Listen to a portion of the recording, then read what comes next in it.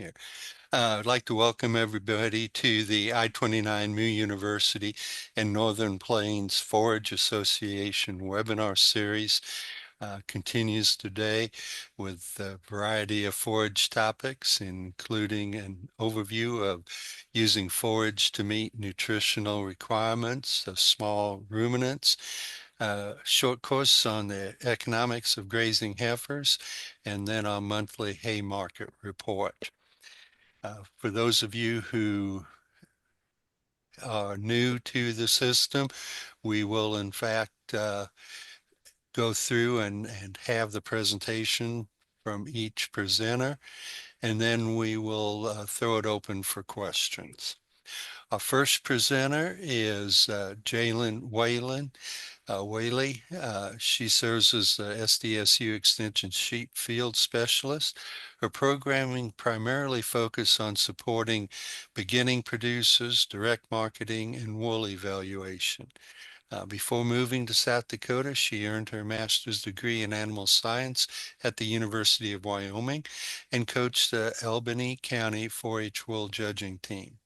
She grew up raising club lambs and now raises commercial fine wool ewes alongside her husband and daughter, providing her with a unique perspective and deep appreciation of all aspects of the sheep industry. She will cover the nutrient requirements for sheep and goats and how to best utilize forages to meet those requirements. As I always say, Jalen, the podium is yours. Thank you.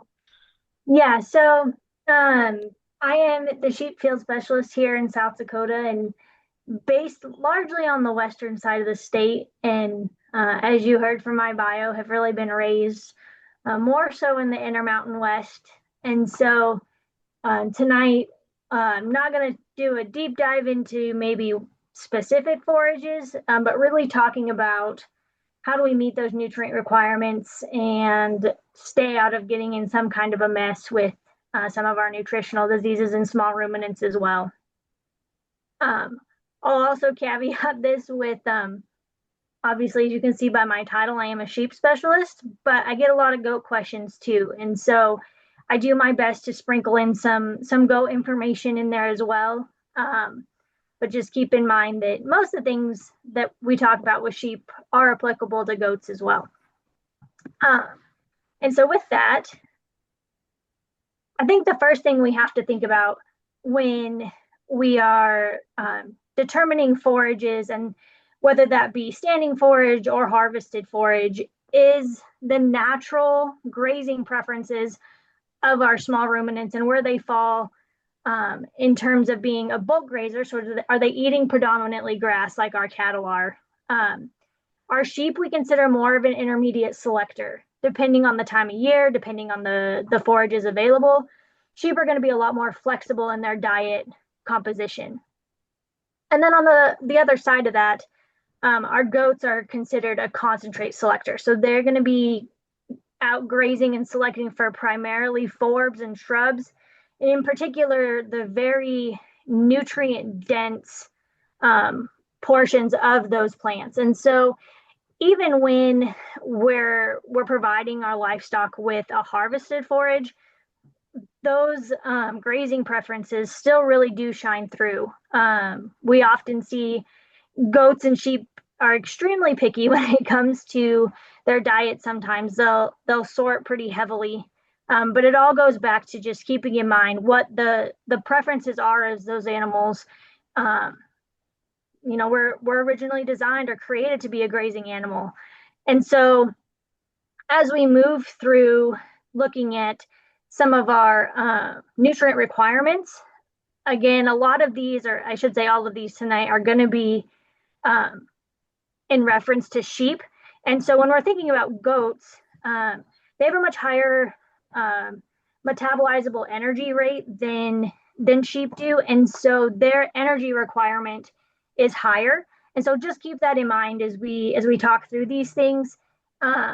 Is just that your numbers are going to be a tick higher when it comes to goats. And again, if you have questions on that afterwards, I'd be happy to work through some of those things with any goat producers as well. But Um, Kind of the big takeaway here is when we're feeding, um, especially our harvested forages as we move into these fall and winter months, or even if we're doing some winter grazing. It's important to keep in mind that our small ruminants ideally are carrying twins or more.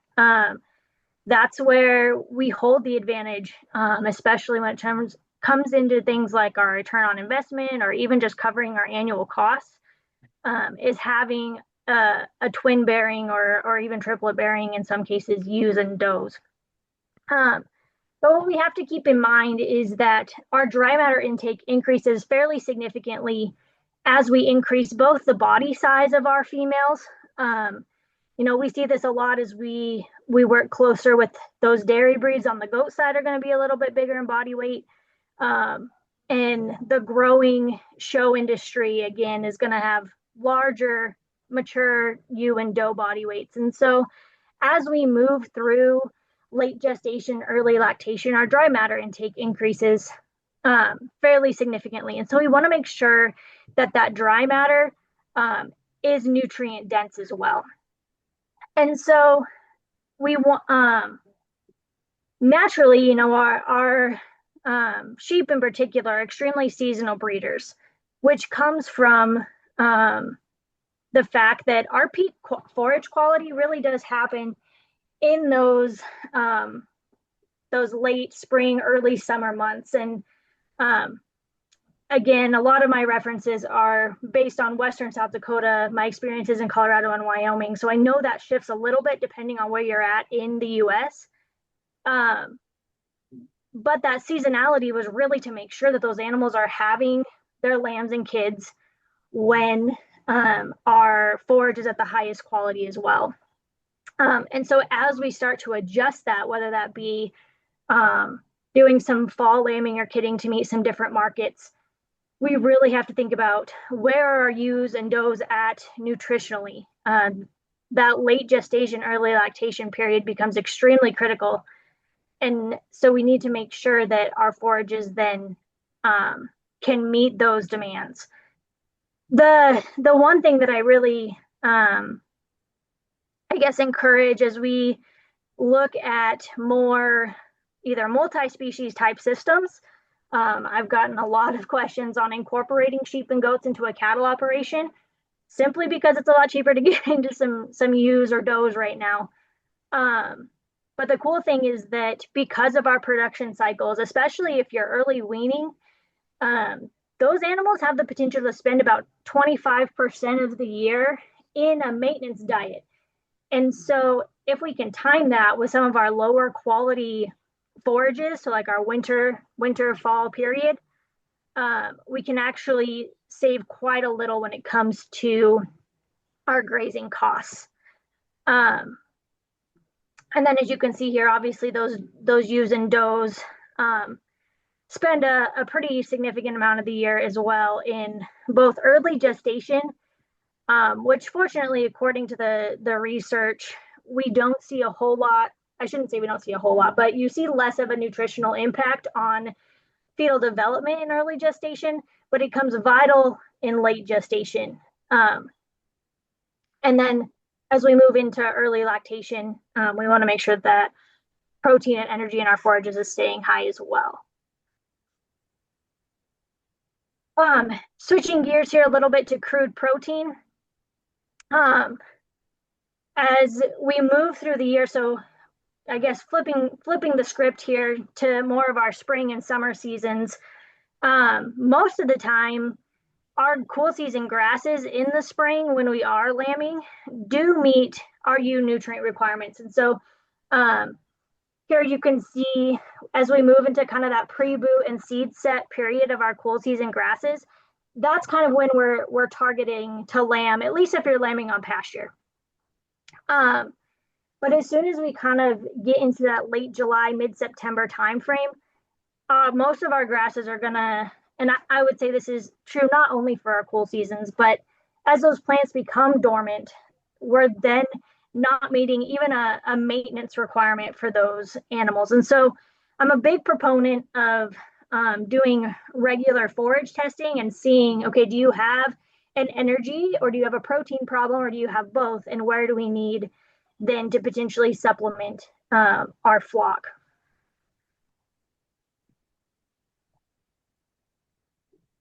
So the big one that we really need to focus on when it comes to supplementing or um, providing the adequate nutrition to our flock is pregnancy toxemia. Sometimes you hear that called twin lamb disease or pregnancy ketosis. And really what's happening is in late gestation, those fetuses are going to consume a very, very significant amount of that maternal glucose. And so that the animal's body is actually going to want to break down some of those fat cells, and that creates these ketone bodies. And that's the body's reaction to try to compensate for the lack of energy that they're not getting from the glucose. And unfortunately, the placenta is not permeable to those ketones. And so when our ewes are both under and over conditioned, we can see some pregnancy toxemia issues. The overly conditioned ewes just can't consume enough because that fat tissue, plus the fetal pressure on the rumen, plus the additional ketone bodies from the excess fat deposits, causes pregnancy toxemia. Then on our thin ewe side of things, I think is probably where people see more of an issue. Simply the fact those ewes just don't have any more body reserves to pull from. And so, as you can see from the graph, there's a really good research paper out there that talks about how those days of pregnancy influence the weight of the fetuses. And you can think about, if those fetuses are 16 to 20 pounds of twin lambs, and you're putting that much pressure on the rumen, those ewes just simply don't have the room that they need. And so we really obviously want to make sure we're maintaining body condition. Those ewes and does should be in a 3 to 3.5 as we go into late gestation. And this is where sometimes our forages aren't enough.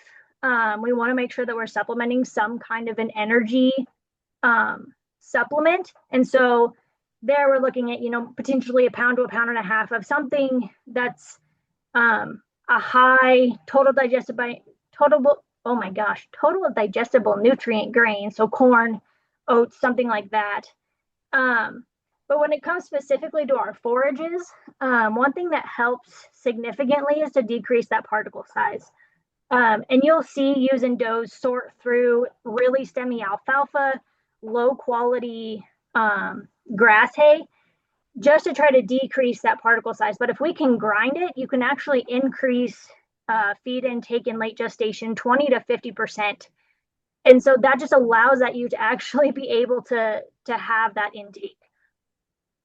The other thing that we can do when you're testing your feeds is to find a feed that's lower in that indigestible fiber. Typically our higher quality forages have are just simply more digestible. And so you want to look for something with a high NDF to increase your rumen fill. Or sorry, I misspoke. You don't want a high NDF because that's going to decrease your intake and increase your rumen fill. My apologies. And so again, just another reason why those feed tests are extremely valuable. The other thing we look at is our hypocalcemia. And of course, lactation requires a high calcium demand. And one way that we can help prevent milk fever is by feeding some kind of a high quality feed like alfalfa. That tends to be higher in calcium than our grain products. And so here you can see milk fever has a lot of the very similar symptoms to pregnancy toxemia. You'll see muscle tremors. Those ewes will just simply go down. And both milk fever and pregnancy toxemia are extremely, extremely hard to treat. that there are options for sure, but most of the time I don't hear of producers having very high success rates. But the key here, if you're not sure if your ewes have hypocalcemia or preg tox, is that you can actually shine a flashlight in their eyes. And if their eyes dilate slowly, it's a symptom of hypocalcemia because their body is low on calcium, which is what helps muscle contraction as well as eye dilation. But relating this all back again to our forages, it's really important again that we're making sure to promote intake in late gestation and feeding some kind of a high quality feed like alfalfa.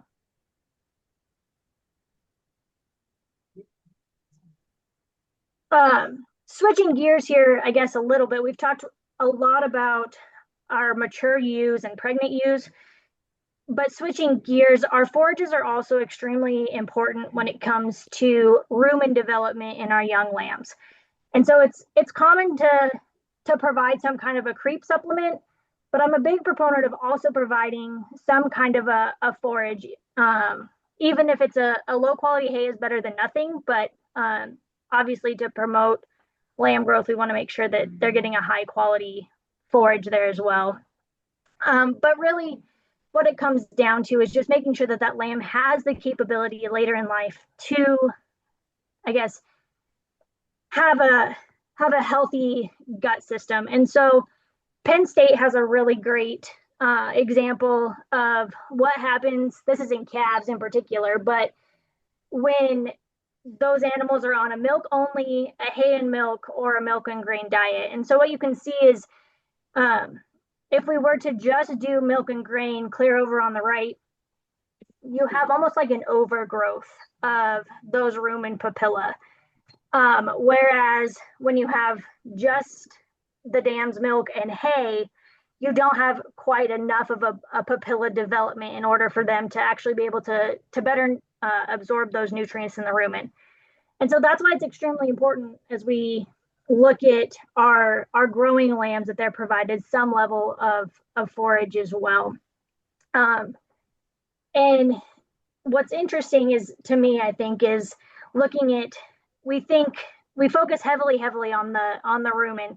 And even though that's a really small percentage of the relative capacity of their digestive system at birth, it's only 25% of their compartment, of the capacity of their compartments at birth. Those lambs eventually grow up to where the rumen comprises 80%. And so it's critical that our lambs are also receiving some kind of a forage simply for rumen development, even if those lambs are destined for the feedlot, we'll say. It still is critical that we make sure that we're properly developing those rumens.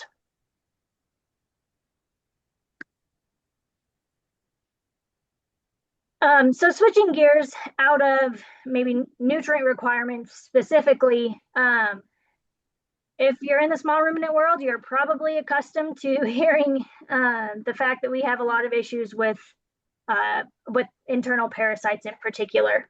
I would say probably the biggest concern to producers nationwide. And we could have a whole webinar just probably on this slide alone, but just to, I guess, put a little food for thought in there, there have been several forages that have shown to have anti-parasitic effects. And I will say there's more than just these three. But forages, or even some of our shrub species and forbs that have any sort of secondary compound or tannins, is also what a lot of people have heard them called, have potential for some kind of anti-parasitic effect. But these are the three that have really surfaced, I guess, in the literature. And not always are maybe the most ideal on our pastures. Some of these can be fairly invasive relatively quickly. But I still think it's something to explore, especially with the fact that we're seeing higher levels of anthelmintic or dewormer resistance, utilizing something like a sainfoin that is a highly palatable, non-bloating legume. We have an advantage over alfalfa there. Um, or your chicory might already be showing up in your pastures, and you can have kind of a integrated parasite management approach with grazing on top of any sort of potential anthelmintic that you need to be providing as well. But I think this is an area that we have a lot of potential for growth as we continue to explore what are some of our options to help combat our barber pole worms and things like that in our small ruminants. Targeted grazing is also a really big topic right now in the small ruminant industry. It provides the ability to potentially have some contract grazing alongside your operation as an additional revenue stream, or even simply another way for you to add an enterprise to an operation and benefit your pastures. And I say we use targeted grazing to target unwanted plant species. It doesn't necessarily have to be a noxious weed or something like that. But I've even seen producers that utilize small ruminants to graze things like sweet clover. And here's just a few examples that I've been involved with. Across the bottom, left to right, the real young yearling ewe here is actually grazing some leafy spurge in the Black Hills. And leafy spurge has been shown to have relatively high feed values, and we do see really good gains on those ewes. This gentleman in particular kind of runs them like stocker cattle. He gets them as young yearling ewes and feeds them over the summer and markets them as basically a breeding ready ewe in the fall.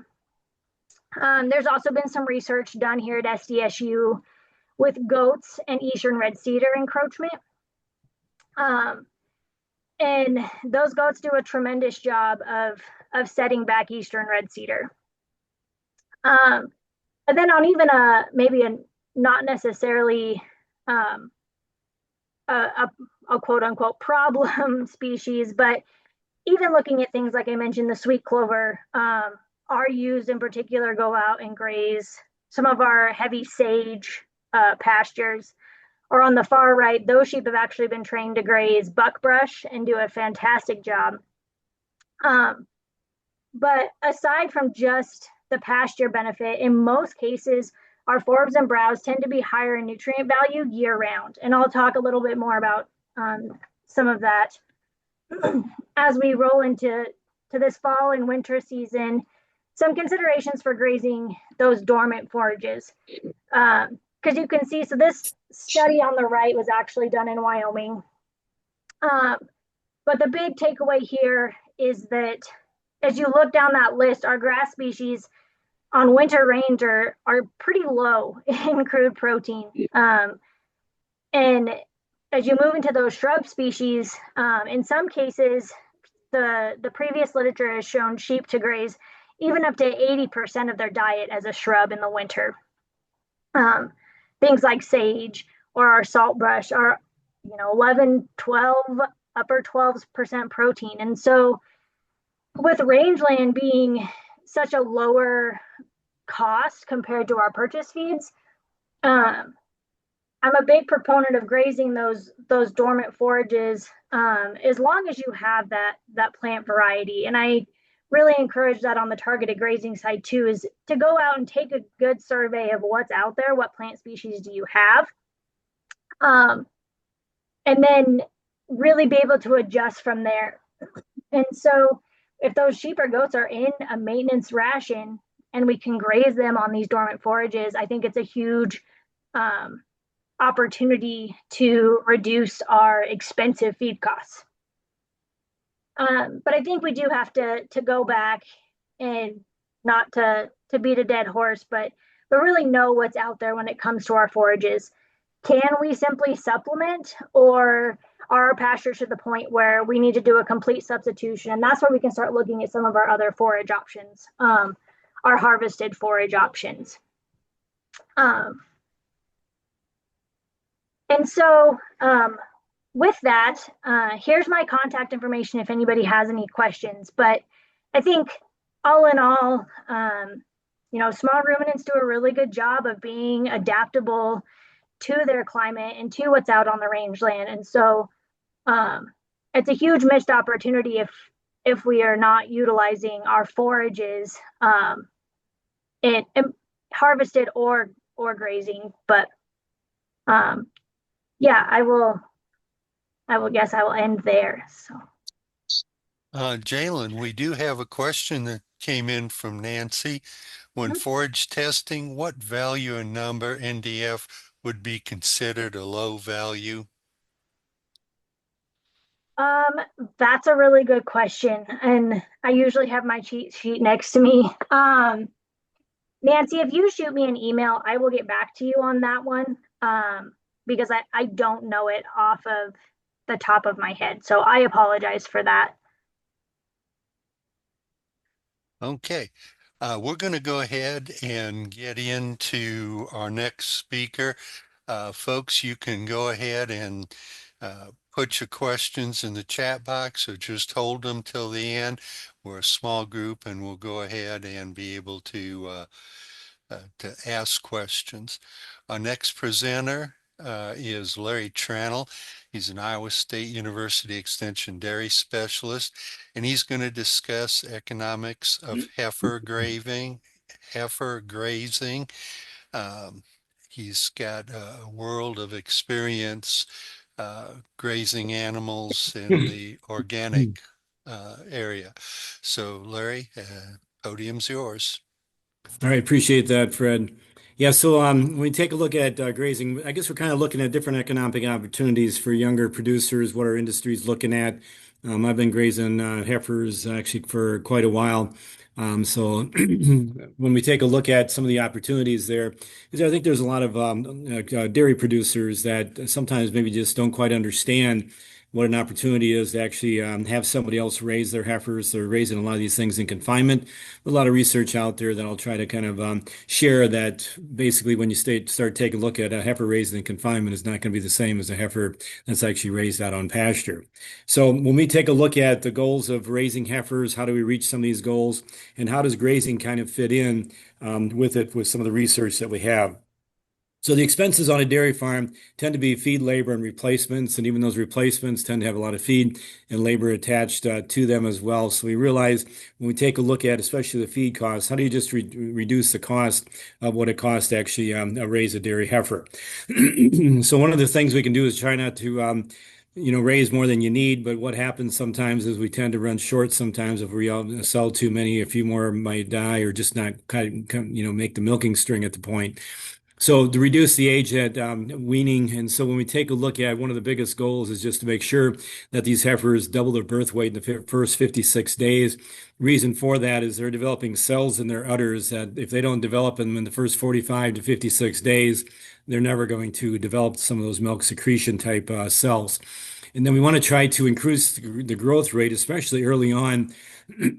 Sorry, I got a frog in my throat here, especially early on. And then later after they get bred, we can actually use kind of a slower birth rate or growth rate with them. So it really depends on the stage of where they're at, depending on what we want for a growth rate. And then we have a lot of thought process of trying to reduce that age of first calving. It's good if you really get the growth, but those heifers still have to get mature, both mentally and physically. And so it's kind of what we call the Peter Pan problem, Fred, where we take a look at these heifers sometimes never get a chance to really grow up and actually mature. And if they have that first calf before they're in that mature stage or close to that maturity, they're not going to pick it back up. And so it's not just like you're costing yourself some milk and some maturity in that first lactation will actually happen the rest of their productive life as well. And then how do you utilize more economical sources of pasture or feed sources? And so pasture definitely plays into that as trying to reduce the cost of it. So will grazing help reduce those goals? So double the birth weight? Probably not. Question mark there. To calve at 22 to 23 months, people sometimes have a hard time believing that we can get 1.6, even up to 2 pounds of average daily gain off of a pasture without hardly any grain, if the pasture is good and healthy and good quality and also quantity. And then we get some healthier ones. So it's a 50 to 60% decrease in displaced abomasums, metritis, ketosis, dystocia, different types of injuries as well. And I think number four plays into it quite well, is that they become better milk producers. And so a heifer raised the last 5 to 6 months on pasture versus someone that's actually raised in confinement will actually produce close to 2,000 pounds of milk in that first lactation. And then overall, especially with the feed and the labor costs, it can really lower the cost anywhere from 12 to 20%. And I've seen it even higher than that. Different depends where we're at. So we can talk about all these big benefits of it. And so, more milk, healthier animals, less cost. So what's not to like? But there's a different management skill. It takes, a lot of day-to-day changes just because of, if you get into a dry season versus early spring growth, rainy weather, just there's a big consistency thing. Sometimes cattle escape from the fencing, and how do you get water to them? When you take a look at bloat, when we take a look at simple things like that, people just don't like to deal with it. Okay. So, but part of the issue that we want to talk about also is that how can somebody actually develop a business and actually do this as a custom thing? And we're not just talking grazing heifers. We can also look at the stocker. We've got a lot of beef on dairy crosses out there as well that they're trying to finish out. And so from that 5 weight to 8 weight phase, somebody could just take these from spring, summer, and fall and put those 300 pounds on them and actually do quite a good job with some average daily gains and put them back in the feedlot. And they're actually going to finish as good or better sometimes compared to what they might have done if they were just in confinement. So we've got a couple handouts that if anyone wants these afterwards, we can try to get them to everybody. But Wisconsin did some studies back in the 2008 and also 2013, and I would hope they would do it again sometime soon. But when taking a look at some of the 2013 data, what I've tried to do is kind of estimate that for how feed prices and some of the inflation factors have changed with that. But the bottom line is if you right in the middle there at 700 pounds, when you take a look at a slide rule and just what it's costing, about 273 to actually raise a heifer with it, and what the feed costs are going to be on the right side there. And I've actually got it blocked here, so I got to move it.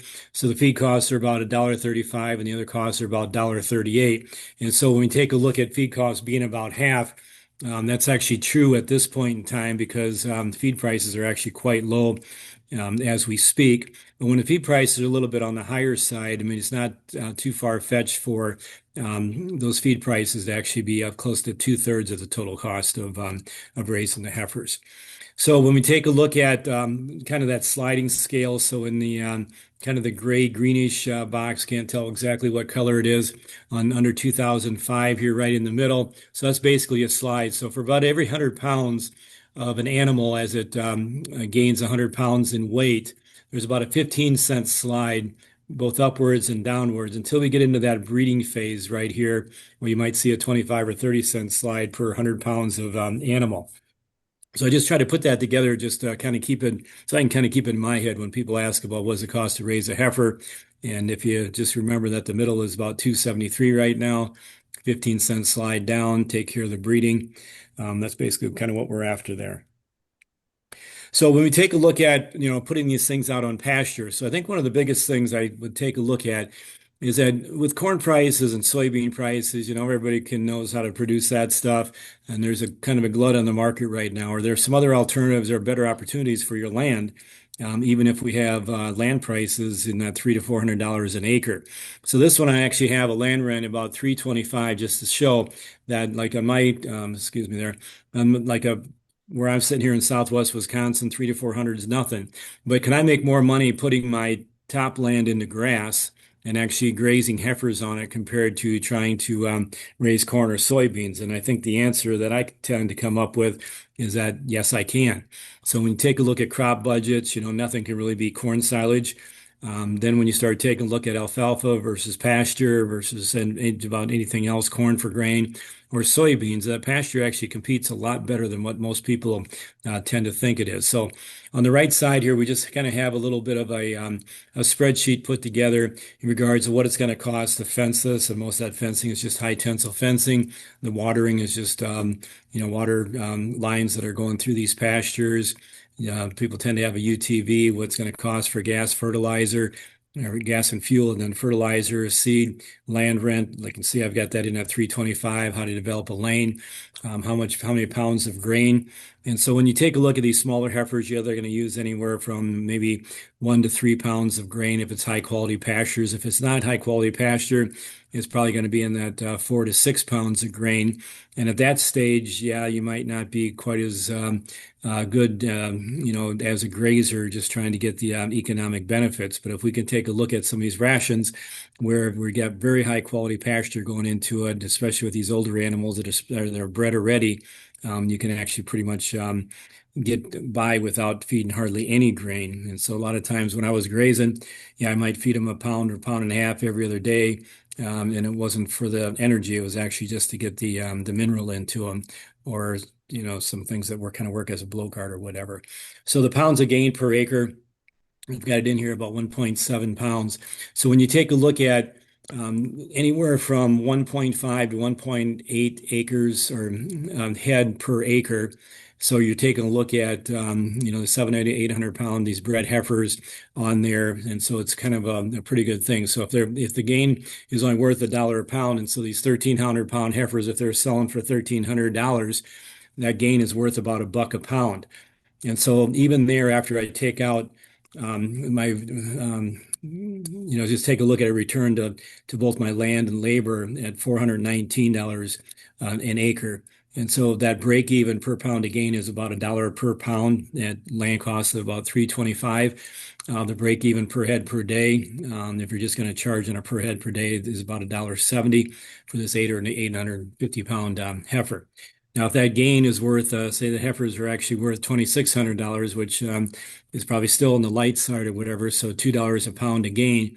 And you can see on the bottom right hand, they're worth about $520 at 2 pounds of gain with it. So when we take a look at the importance of just what that gain is actually worth, and even if it's worth $2.50, you can see there's a pretty good sized chunk of change that corn or soybeans or other crops really can't compete with that. So again, I look at this as being a kind of a nice little business for people that might be working off the farm, or young couples that want to kind of get started in some kind of a piece of the dairy industry, but it might be a couple years before they try to build a herd or something like that to start milking their own cows. So heifer feed costs in 2025, corn price, since I put this together, has actually come down a little bit. The hay price is going to be down, and Paul can talk to that a little bit. So this might be a little bit overblown for 2025 right now, but taking a look at that feed cost per head per day in that $1.70. So what I tell a lot of grazers is just to try to approach these dairy producers and say, for what it's costing you to provide that feed to them, I will take care of that animal in complete sense just for that $1.70 per head per day. And so I'll deal with all the manure, I'll deal with all the labor, this, that, and the other thing. And you just bring me a bred heifer and I will take care of it for that. And so when you take a look at that is, I think, an important piece of it. I think there's another slide here that, so when we take a look at the land and labor cost, in this example, it was $325. But if land is only about $100 an acre, if you got some pasture land out there, lower yields, probably lower intake, might not get quite the gain. But if it's only $100, this analysis would break even at about $1 or 98 cents per head per day, or about 60 cents per pound of gain. So just that one variable of the land cost takes us from $1.70 down to $1 per head per day. And on a per pound basis, it takes us from almost $1 at $325 an acre down to about 60 cents per pound of gain. And so there's a big difference, I guess, in the cost of that land. But again, the better land is going to probably produce better forages and better quality and quantity with it as well. So The downside, if we're going to have those lower ones, because you see some custom grazers out there still, working for $1 per head per day or that 60 cents. And so you might have a lower daily gains, might have to supplement them a little bit more. So it definitely is a big variable there. So I just want to throw this slide out. It's a very busy slide, but basically taking a look at ISU does have some dairy budgets. Now they probably need to be updated here in 2026. But basically, we've got about 17 different types of dairy budgets that deal from organic grazing herds, conventional herds, and because there's definitely a lot of different ways to milk cows. So we have a given piece of land here. So here's a stocking rate calculator. So basically for 210 days of grazing, average heifer weight about 80 pounds, 800 pounds, feed wastage at 20% even on pasture. There's about 75 acres here. How many heifers can I actually support is about 115. 1.5 per acre.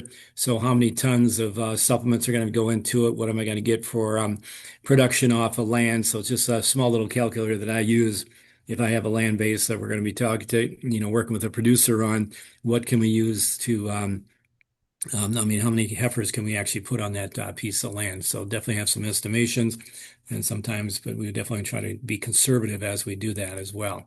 So the health benefits, so I said there's about 50 to 60% decrease in health problems, which is a nice little benefit here.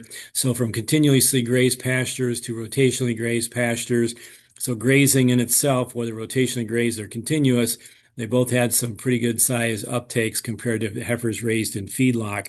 So I think that's kind of an important piece that there are some health benefits as well as the milk production increases. So the number of animals that are treated and grazed versus confinement. So you can definitely see that there's a big difference in the couple of farms that they took a look at in the Cornell study. So is there any production benefits to it? So when you take a look at the difference in milk for pasture-raised heifers versus confinement raised heifers. So close to 2,000 pounds of milk production increase on heifers that are raised on pasture. So again, what's not to like about this? Why can't we get more people to try to entertain the thought process of trying to raise their heifers on pasture? So how do you reduce the cost of raising it? So when you take a look at some of the Cornell studies that are done back in 2012 of looking at confinement, the different stages of growth here, using management intensive grazing, which is what the MIG is, and the difference, and you cross that over by 150-day grazing period, and this is more in the Northeast. So around here, 180 to 210 days, not uncommon. Sometimes we can get it into 240 days with it. And so when we can really make some pretty good difference just raising about 60 heifers or grazing them. And so that total cost savings of 12 to 20, and that 20 is probably still conservative. I bet we could actually do 25% on trying to reduce some of the costs with the grazing of the forages. So here, I think this is probably one of the more important slides, is that how do you make the money doing this? And if you can really take a look at these pastures with these pasture NDFs of 45% or less, and you start taking a look at body weights, once they get into that 600 pounds, 700 pounds, and especially once they're bred, is that they don't need any supplement whatsoever, and we can still get in that 1.6 to 1.8 pounds of gain and even up to 2 pounds per day daily gain. And so when you take a look at the heifers, yeah, we want them to grow really fast when they're young. But once they're bred, that 1.6, 1.8 is kind of where you want to work with it. If you get too much energy, you might start having with, big calves and stuff like that. So it kind of is a nice little stage to do at to work with it. But once your pastures start reducing in quality and you got to start throwing this supplement, that becomes a lot more labor and a lot more just work cost going into this whole system and feeding the grain and things like that. And so this is kind of where we're trying to work with producers to get that high quality forage to begin with, so we don't have to be going out there every day and bringing grain to them or bringing the cattle back there. They can stay out on those paddocks and we just move them from one to the next if the pasture sward is dense enough and high enough quality. So the genomic testing. So when we take a look at it, just kind of a big proponent of genomic testing these calves when they're born, so we kind of know what we have versus raising them, getting them in the milking string, and then start realizing, well, this one was kind of a dud, but I just spent $2,600 trying to raise her. So the goal is to optimize this drought matter intake. So we realize the variability of the pasture throughout the season. So how do we look at different types of pastures? So our cool season grasses tend to be the mainstay. Alfalfa kind of throws a very nice little benefit in there a tool with a deep tap root. So when it turns dry, the alfalfa still seems like it grows, might not be quite as much. And then we've got other grasses like, say, a reed canary grass by chance, which has a nice little spring slump, and it actually kind of holds its own in the summertime, but then it doesn't produce much in the fall. So it's kind of an oddity compared to the rest of the cool season grasses. And then we also tend to have like the cover crops, trying to graze some rye, wheat, things like that, sorghum, Sudan grass, and some of those cocktail mixes. Those also come into play actually quite well with a lot of people's systems, especially for that drier time in the summer. So that we have a very consistent forage production system that we can actually graze. So temporary fencing, people get all stressed out about all this fencing. It's just single high tensile wire. If you got the smaller animals, 400 pounds, yeah, we might throw a second wire on that. But these reels, you can pick them up in 2 to 3 minute job to move the fence. And so I look at this as kind of my manure spreader is that I've got a front fence and I've got a back fence. So I actually try to have 3 fences going so I can let the heifers into this next one and then close the gate behind them. There's water in the paddock already, and then the previous one's already set up. Go back and get the bottom one, bring it back to the front or whatever. So we just kind of hopscotch with 3 gates, and it's a pretty simple system. But one of the biggest things is going to be the residue. And so the growing point on most grasses is about 4 inches. So people that graze down close to the ground with sheep and horses and goats tend to like to do with cattle, though we try to get it in there. So if you can see this these heifers here. So when I get done with the pasture, I like it to look like it's a hayfield that just got mowed, except that I mowed it a little bit tall, and that's kind of what it's looking like right there. And the heifers look pretty slick as well. So again, the manure spreader is kind of the back one. The front one's kind of the feeder wagon. So the goal is to get a manure patty about every square yard over the course of the year, and so it actually kind of fertilizes the land as well. So these mixtures, I think the big thing here is to get it in a mixture. So you want the pasture to be at least 35 to 40% clover. And so if you look at this pasture on the right, it's a reed canary grass cure clover type 1, which is my favorite mix, but you really can't buy the cure clover seed anymore. So I'm glad I bought it when I did, and I wish I could find some more of it. But those are two just that really work together for a very long-term 30-year stand I can get out of these stands, and they're still getting better each and every year. But the reed canary grass probably has overtaken the cure clover at some point. So when you take a look at these stands like this, less attractive to potato leaf hopper and things like that, but nothing against grazing alfalfa, but we definitely realize that we can get yields as good or better in some of these other mixes and even some of our cover crops compared to what we might get with alfalfa. But again, because of that deep tap root, if it turns dry, I'm sure hoping I've got alfalfa on my farm, but even this reed canary grass is very drought tolerant, but it's got to be a low alkaloid variety of it. So what do you do to pastures to optimize production? So I basically say you keep it vegetative. So it takes so long for it to grow that first 3 to 5 inches. It has to take a lot of root reserves, and it doesn't have a lot of leaf material to photosynthesize. But if you keep it between 8 inches and 14 inches, at least that's kind of when you try to graze it and take half and don't go to below that 4-inch stubble, because you're going to start taking a look at the growing points, taking that away. You don't want to do that. So graze it quickly, 1 to 3 days. So after 3 days, it starts growing again. And if cattle go back and try to regraze it, not a good thing. And rest it after grazing. So in the springtime, sometimes we might only rest the pasture for 2 weeks. But by the time midsummer rolls around, we might be resting the pasture 45 to 50 days. And the importance of that is that we don't overgraze in like September, August and September, because that's when a lot of weed seeds are actually setting seed and actually starting to germinate. And so you want to make sure you don't overgraze during those times when it's dry. So you need to get those heifers off of there and actually into some different types of forage that might be like your sorghum Sudan grass or some of your cover crop type cereal grains. And then use grazing management to optimize that productivity and to meet it. So you got to make sure you're meeting both the needs of the pasture and the needs of the animal as well. So different types and just about any kind of grasses we're working with. So a lot of times old alfalfa stands trying to reseed some stuff in there. So your brome grasses, your quack grasses, your bluegrasses make their way into those. So right now we're taking a look at a lot of softleaf tall fescues, festoleums, meadow fescue, brome grass, and just a lot of different types of things that we can take a look at. So another thing I think on the forage side of things is that when we take a look at, how do you try to graze, not just 180 days, but try to do 210 days or 240 days. Okay, so when you take a look at, some years I've actually got 270 days out of the deal where you can get actually graze for 9 months or even 9 months plus. And so by the time we take a look around September 1st, you're looking around the farm, and if we can go on to different places and actually start saving paddocks that because this forage quality doesn't decrease much in the fall. And so we can actually go out there in January and take a look at this pasture right here, and I can probably get 24% per crude protein even underneath the snow with it. So there's different types of ways we can actually try to extend that grazing season as well. Okay, so how do you get the pastures or how do you get the heifers from one place to another? We put in some pretty nice lanes, double strand high tensile wire. You can see the water lines running down through there. They lay on top of the ground. And so what do you do in the wintertime? Everybody says, well, don't they freeze and break? Once in a great while, but every time we go down to the bottom of a hill, I have a water spigot there. And so in the wintertime, I just open up that spigot and the water kind of drains out of the lines. Some people actually use an air compressor, blow the lines out. I don't plan on or usually do that, but it's a pretty simple thing to do.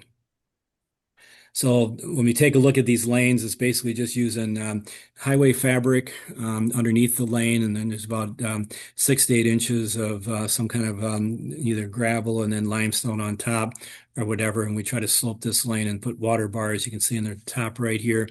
These little orange things are kind of like water bars. I'll put them at about a 33-degree angle to try to run that water off of there so that it doesn't erode the lane so bad. Sometimes we'll actually cement them or do whatever. And so the bottom line, I think, when we take a look at the economics and of grazing heifers, but again, this is going to be stock or cattle as well, beef on dairy crosses and things like that, that we could actually do between that 5 to 8 or 850 weight. But with the heifers, it probably works the best with once they're bred to get them out on pasture because, again, we don't really need to put much grain or anything like that if we have some high quality pastures with it. But bottom line is just grazing can reduce it. Raise only your best heifers unless you're going to finish them out or something like that too, where the herd's kind of growing. Strive to double that birth weight by 56 to 66 days or 60 days. Breed them at a certain time, but make sure they don't calve too early because you get that Peter Pan problem. Use grazing when you can, and just realize that there's a lot of health and milk production benefits of raising the heifers on pasture. So I think Fred will leave it at that. If anybody has any quick questions, we can try to work with that. Otherwise, we can deal with those later on too. We've got one question that came in and asking, is the information you presented applicable to raising beef heifers too in a general sense? Yeah, so without a doubt. Okay, so it's going to be the same thing. So the nice thing about beef is you're going to tend to get better rates of gain. So when I talk about 1.6 and 1.8, which is kind of where we want the dairy heifer to be, you're probably looking at 3 and 3.2 pounds of daily gain for a heifer. And so there's going to be definitely more feed that goes in to work with that, but per pound of gain, I mean, it's definitely a very economical thing to do. And so once they're bred, the same thing's going to be happening is that they don't need much in the way of any grain supplement whatsoever. And so the beef heifer might actually be more of an economical alternative than actually even a dairy heifer, but it really depends on what the value of that pound of gain is. And you can do it for sheep and goats, and I mean, there's a lot of things that can actually benefit just by doing some rotational grazing. So goats are definitely picky eaters, but they can definitely work the system as well. Thank you, Larry. And our final presenter for tonight is Paul McGill. I don't know if I call him a regular, but he's been with us several times. He's the owner and manager of Rock Valley Hay Auction, and he is in the business every week, and he'll share his insights on what the hay market is doing and what this season looks like from his perspective. Paul, the podium's yours. Okay, well, thank you, Fred. If you see me swatting around, the flies are pretty busy around here today. But as far as the hay market, last time I spoke was, I believe, in May. And at that time, I said a lot, depending on the weather for all summer long and so forth. I didn't realize how accurate that would be. So the hay production was quite an issue this year. Um, as far as the actual market itself, because of the weather, it it it, it really it really changed things around as far as that. I thought, well, at that time we're coming off kind of a dry spring, and wow, did that change? Most areas received ample rainfall starting, probably around the 4th of July or so, and or yeah, actually it was even before then, and in a lot of areas. So our production, we had such a carryover of hay from last year, and this is my 30th year of doing this, and I don't remember another year when we had so much carryover, and we're still selling year-old hay, which it rarely happens this late in the year, but and quality is a huge issue this year. So with that said, um, the current market hasn't really moved much. It's maybe picked up a little ground here in the last month, but not much. It's averaging the median price last Thursday's auction on the alfalfa was $120, and the alfalfa, or excuse me, and the grass was $95. Um, that's um, that's the median price on both those. You must realize that the average load of hay, the quality is much lower than what you'd normally think of and of in other years. So I look back a year ago, we're actually about the same prices we were a year ago, which actually my memory was incorrect. I did a little looking at that here earlier. Another thing, if anybody wants to look at the past on our website at rockvalleyhay.com, you can look on the sales results, and it goes back. I think every auction's on there for about the last 7 or 8 years, and then there's some select auctions back to dated back to, I think, 2010. So if that helps you, but in general, like I said, there's a lot of it's an oversupply time right now in general, but the quality is lower. So what it does, it leads to certain, like the high quality alfalfa and so forth, is definitely limited, and that market is not very well established just due to not a lot of trade in it yet. So, but that obviously will pick up ground and so forth. Um, we the demand side is the other part of it. It's been a little disappointing um, from my standpoint as far as the lack of interest from the buyers and some. And there's been so much uncertainty. I mean, I shouldn't be surprised, but I'm just disappointed a little bit on that. So we're in an oversupply, and the demand side is off a little bit. Um, the numbers may be off in some of the yards, and that's this time of the year is when calves start coming in the feedlots and so forth. Really not. It does affect the dairy market as well, the dairy hay market, because of that, especially in the grass hays and so forth, and then the dry cow alfalfa and so forth. But it is it is developing. Most years the market works up through the fall. I think we're probably we're seeing that and feeling that a little bit, but not to the extreme that we have in years past. I think we're going to continue that trend, and then truthfully, we probably we'll find the winter weather is going to drive the market after Thanksgiving. But until Thanksgiving, we're probably looking at somewhat of an upwards slope as far as the both on all classes of hay. The straw market is interesting as we really struck out this year trying to get straw baled. The poor guys in the Nebraska and the Dakotas had just a terrible time trying to come on the wheat, and then the fields are wet, and it doesn't wet fields do not make that good straw, and we've seen that. So now we're just currently starting to see a few loads from the north come in that were um, harvested correctly or properly due. They didn't have the weather stress on it, so it's not very well established. In our immediate area here, I mean, the soybean harvest is pretty, if not done, very close to it. The corn is probably, I'd say 70 to 75% done. We harvest earlier than some other areas because a lot of silage cutting and then snapping and grinding and harvesting a little bit wetter than other areas. Um, that what it leads to is baling corn stalks. There is a lot of corn stalks that got baled in the last week. Today we've had something we haven't had for probably like 6 months or 6 weeks, excuse me. Um, we call it rain, I guess, or we really haven't had much rain. It's been misting all day.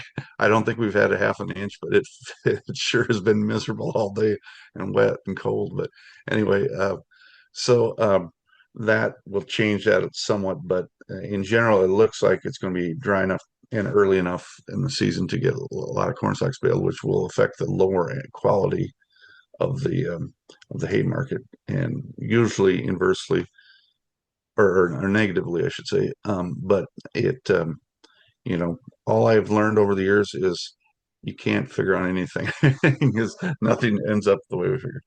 I don't have a lot more to really present, Fred. I just one thing I was going to talk about was the volume of hay. The last few weeks we've cut back a little bit on or the sales been smaller, and that's primarily because of the areas we receive the hay from are harvesting row crop currently. And I look back last year, we're about the same load count and so forth. So, and the year before was high hay market. That's the other part I should touch on. That when the hay market is high, people shut their combines down to haul hay. When they don't consider it high, they keep the combines running. So that's what we're seeing this year. And I think after that we'll see more volume come through. Go Very ahead, Fred. good. Thank you. Thank you very much, Paul. We appreciate the information. Uh, Jalen had mentioned a couple of species of hay or forage. One is Lespedeza. Does that ever come through the market, and how would you price it? Honestly, extremely rarely. And not just myself, but most of our buying crowd are probably ignorant enough not to know exactly what it is. So um, I can't really speak to that. I'm sorry. Okay. Nick asked, what's the new crop cornstalk price? I guess we could go old crop or new crop. Yeah. Okay. So the new crop corn stock price is really not very well established. I had some 2 weeks ago. We had a storm that came through July 30 and knocked a lot of corn down, just 20 miles from me. And so they harvested it and baled it. And there were a couple of loads of round bales of corn stalks. They brought 67 and a half and $70 a ton. I want to point out that that is not the true market.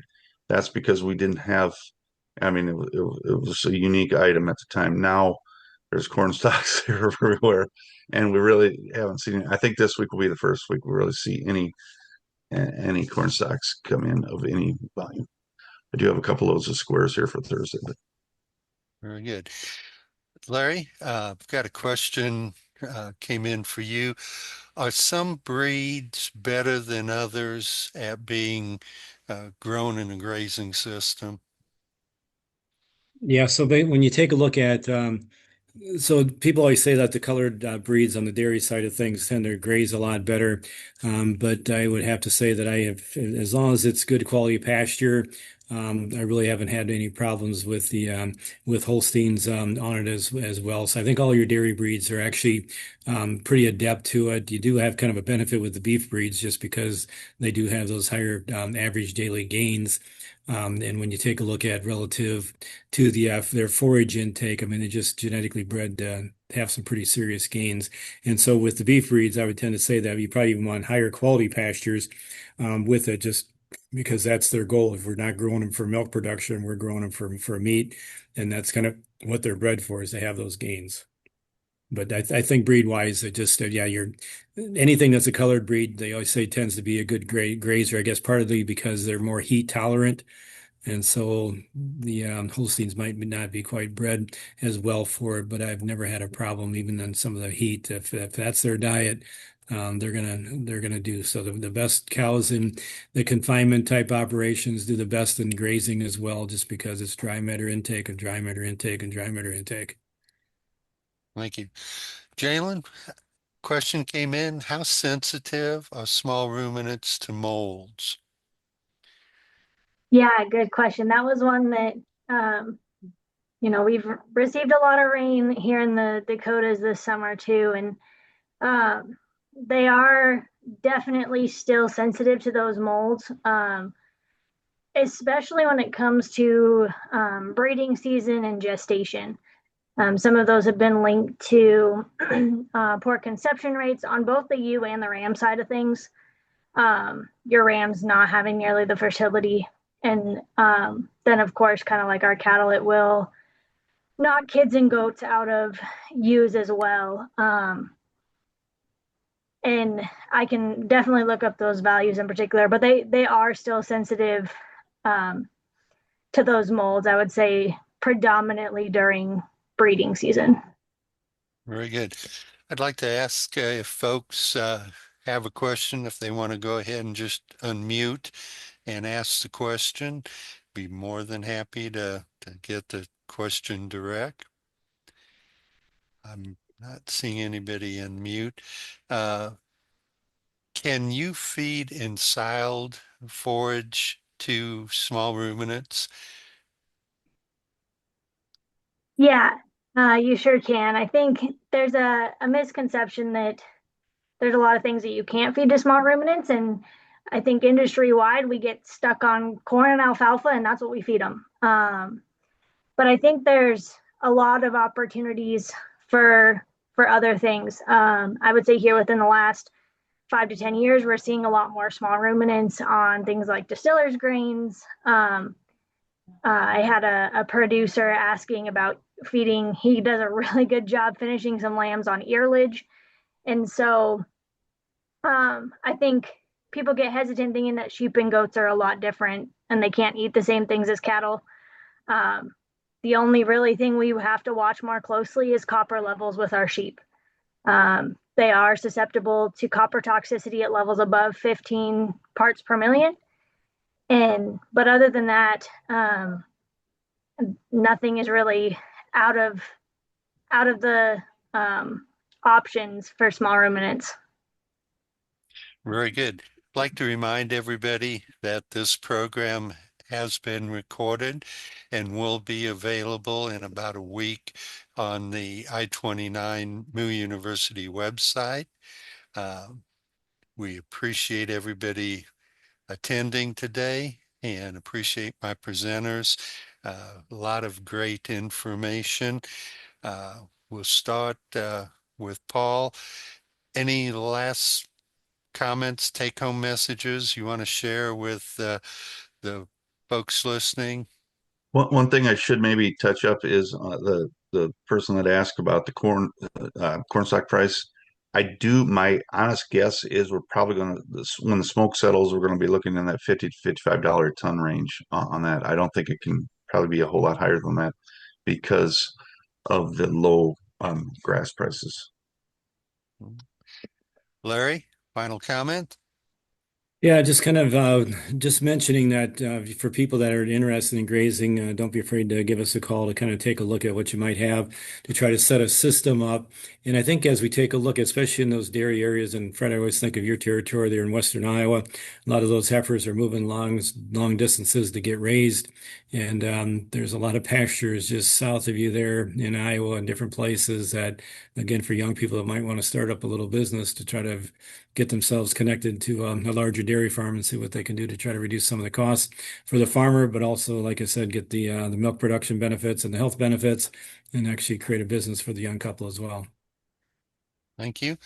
Jalen had a question come in, just maybe to reiterate the statement. It is possible to complete the nutrient needs of grazing does and lambs without a lot of supplement except for during pregnancy. Is that correct?